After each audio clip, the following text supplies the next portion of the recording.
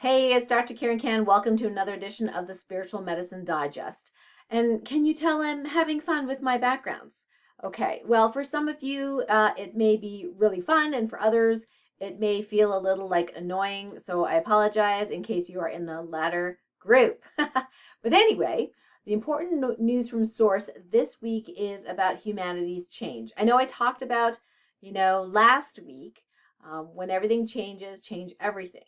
And this is an offshoot of that. So humanity's changes that, the biggest thing that has happened in the last 7 days is that humanity is becoming a whole organism. Now, what do I mean by that?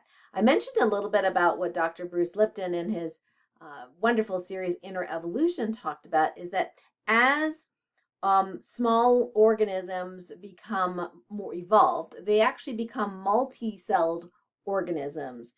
And so a single cell then becomes a multi-celled organ, and then that becomes a body, and so on and so forth. So if you can imagine, the human body has, you know, billions of cells within it, and then in our gut microbiome, we have trillions of other organisms in us as well.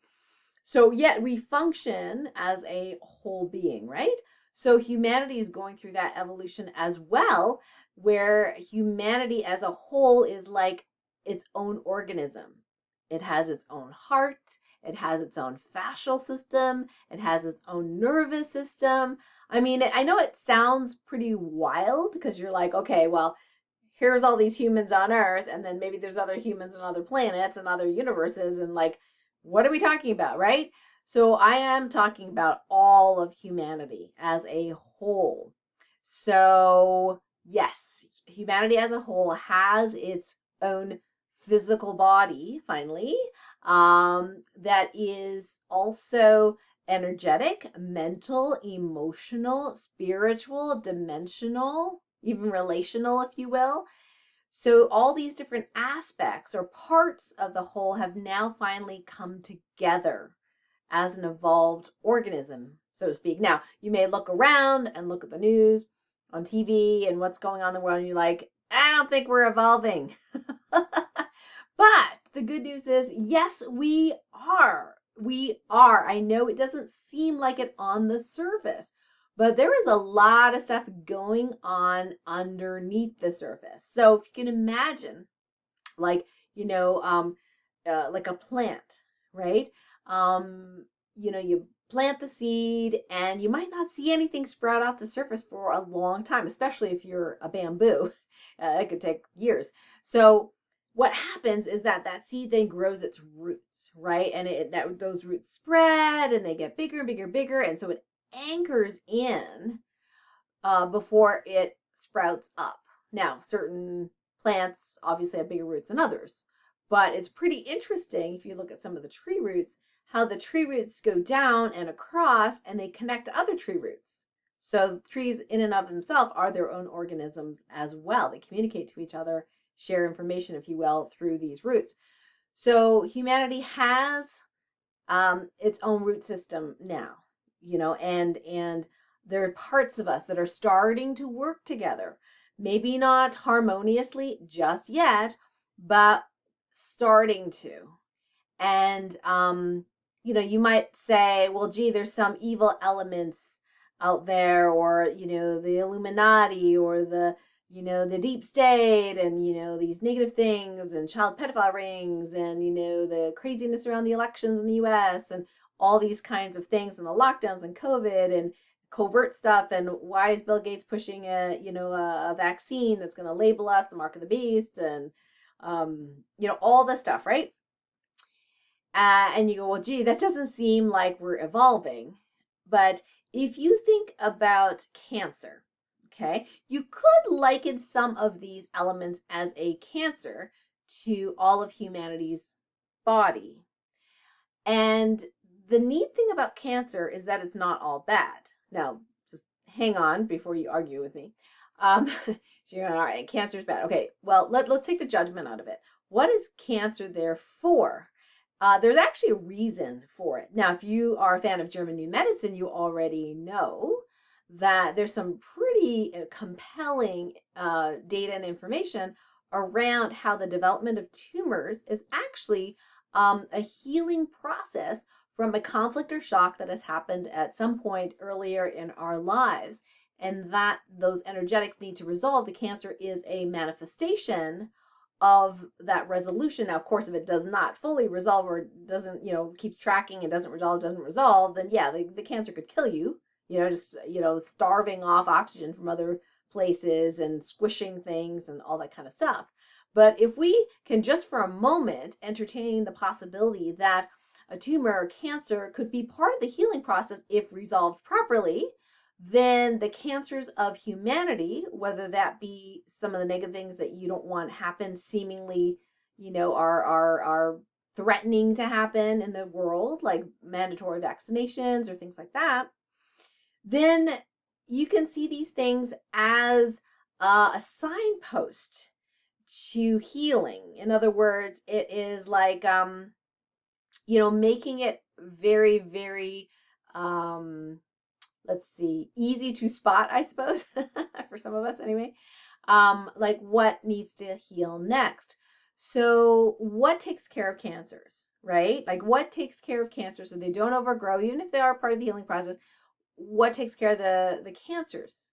Well, a healthy immune system, right? So a healthy immune system will keep, rogue cells in check, whatever needs to happen for the healing of the organism as a whole, mentally, emotionally, etc., can happen, but the cancer doesn't harm or kill the whole organism, right? And so we don't want these humanity's cancers to kill the whole organism. So we have a choice to do a lot of healing within ourselves that then helps the whole heal. Make sense? Yeah. So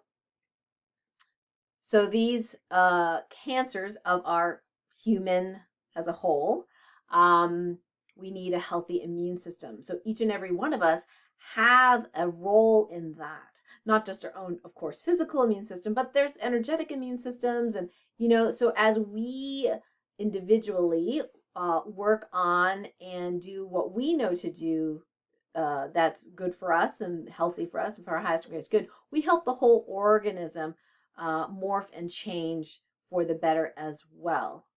Now, I know it's hard to prove, but let's just say that our perceptions are what creates our reality. So you might as well have a perception that serves you rather than one that keeps you pessimistic and down and depressed and anxious, right? Because that does not, translate well into manifesting what it is you desire. It's more on the other end, right? Because the universe has to reflect your own energy. So if you're constantly worried, if you're constantly, in chaos and feeling anxious and thinking about things, I'm going to die or humanity's going to die, all these kinds of things, then it's your role to really question all those things with curiosity, not with criticism, but with curiosity. Because you know that whatever energy you're putting out gets reflected back. And of course, we have each other. So the more and more and more of us that are committed to being in that calm and peaceful state, no matter what's going on in the outside world, we help to bring on that new reality together so we can be there together in this world peace. And I don't know about you, but even as a little earth angel girl, I wanted to be, like, I don't know, I just was like world peace, I mean, they used to laugh at, Miss Americas or, Miss Canada or whatever it was, that, what would you love to happen in the world peace, and people would laugh at them because they say world peace because it sounded so ridiculous. But honestly, it's not. It is not. And I'm really happy to be here in this lifetime at this time of Earth's evolution because it's actually pretty exciting seeing all these changes, even though they're uncomfortable sometimes. And the good news here is that I've been keeping tabs from time to time on this, but we have multiple, well, we'll say in this, to simplify things, we have two realities. We have a reality where there's world peace and one that the future reality where there was not. Now, we are 99% quantum jumped to the one, at least the one that I'm speaking in right now and resonating in. So if you can hear me, you're in that same reality too.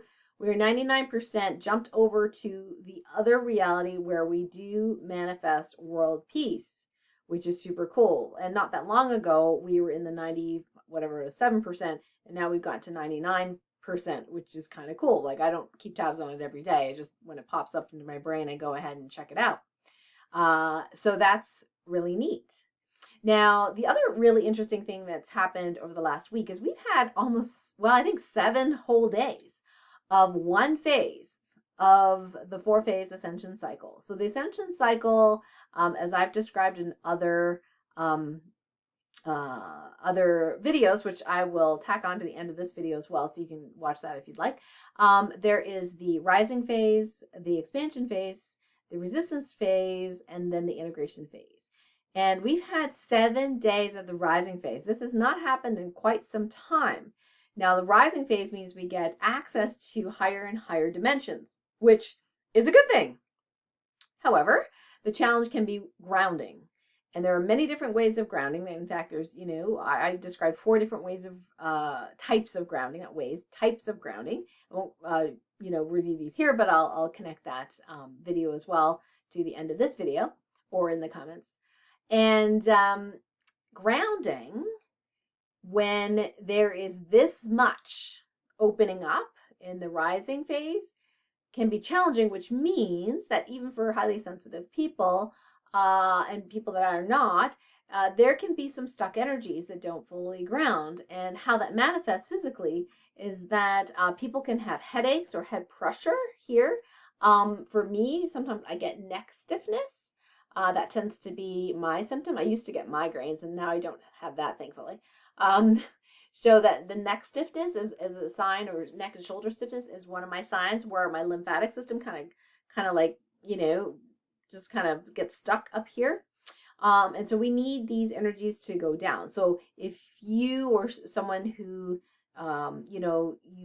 maybe in the last week or so going through, headaches, brain fog, dizziness, spiciness, neck pain, like upper shoulder pain, some visual issues that have come up that could be related to the rising phase. So what you want to do is be able to ground in all the different ways that are possible. And I'll give you the Toppan Healing Directive for the grounding. Now, if you know Divine Muscle Testing, it's great because you can actually go and check to see how grounded, and here's the question, how grounded is the least grounded part of me, right? So even if you don't know Toppan, healing level 1, you don't know the all the different ways that you're supposed to ground or the parts of you ground, but if you ask that one question in Divine Muscle Testing, how grounded is the least grounded part of me, get a percentage out of 100%. Then when you do the directive, you can recheck to see if that's improved. Hopefully it will. So you don't have to know if it's the energetic part of you or a mental part of you or a physical part of you or whatever. Just asking that question, then you can do the directive. Now, for some people that are like, oh my gosh, I didn't get to over 95% grounding, like, I don't know what's going on. Well, in that case, you may need to get some help and to figure out why you're not fully grounding.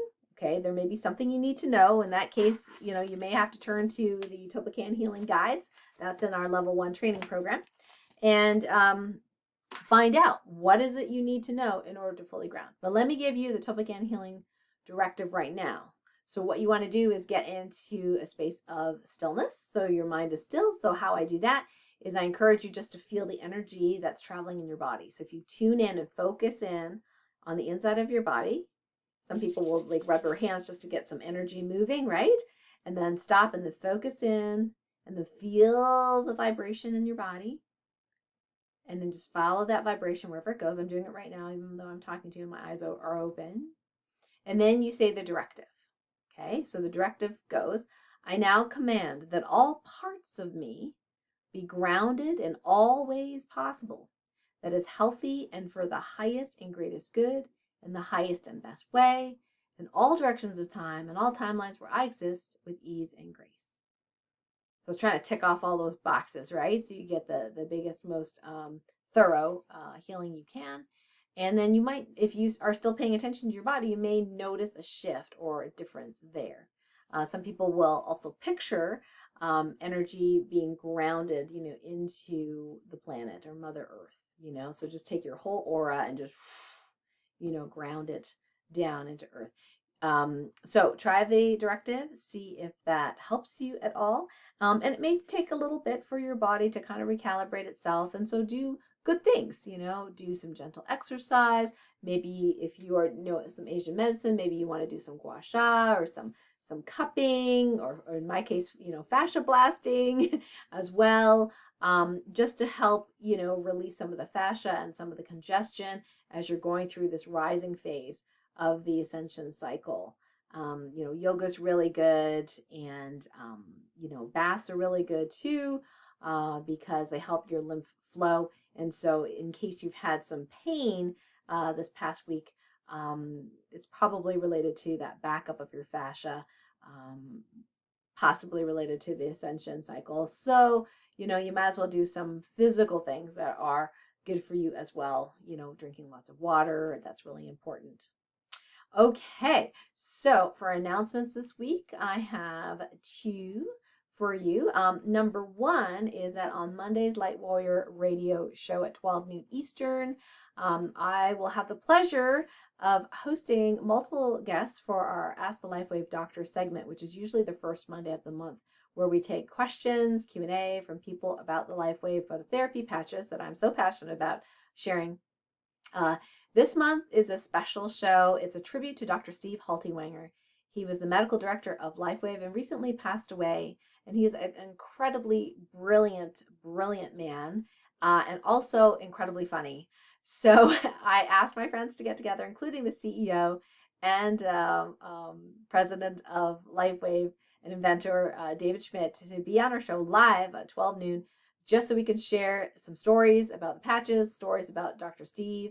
I really, really look forward to this and hope you can join us as well. So I'm going to link the show link below, and you can join us live on that show or on the replay if you're watching this later. So Monday, November 2nd at 12 noon Eastern. And by that time, we will have had a time change. So if you're in Europe or somewhere else in the world, just check for that time, because it's going to be a little bit different for you. So the second announcement is that the Navigating the Clickety-Clack book launch is coming up. Ah! So that's going to be on the 4th of November at 7 p.m. Eastern. Again, remember the time change. Okay, so 7 p.m. Eastern. There is a link. I will post it near this video. So you can register for the book launch party. Yes, there's going to be prizes. You're going to be hearing from some of the authors, including our special guest, our headliner, Bob Proctor from the movie The Secret. What an amazing person. And of course, Keith Leon, my publisher, who's also the best-selling author of Walking with My Angels. And I'm going to be there live as well. So there's going to be prizes and gifts and things like that. So don't buy the book until launch day and the launch party. If we get a lot of people buying the book in a short period of time, it'll make it an international bestseller, and then hopefully get it into the hands of the people that really need it, right? The people that are looking for a way to stay calm. The subtitle of this book is How to Stay Peace-Filled in a Seemingly Toxic World. And I love the cover. It's going to be an amazing book launch. I want to see you there on the Zoom call. We have room for 500 people. We've only got 200 spots left as of this recording. So I hope to see you there, and stay on my mailing list. If you're not on my mailing list, get on my mailing list at KarenCan.com. Just give us your email address, because we are going to be doing our own little private gifting session. So the people that buy the book, I will be giving a special healing MP3. It's top secret right now, so I'm not going to tell you what it is until after the launch. So I will be emailing you specifically about how you can get your hands on that special healing MP3. And for people that do a review for the book, there is going to be an additional bonus as well, and I'll announce that later on. So thank you so much for joining me for Spiritual Medicine Digest. I look forward to connecting with you next week, and lots of love. Take care. Bye for now. And oh yeah, and remember to subscribe to my YouTube channel if you're seeing this on YouTube, and feel free to share this if you like the information. All right, take care. Bye.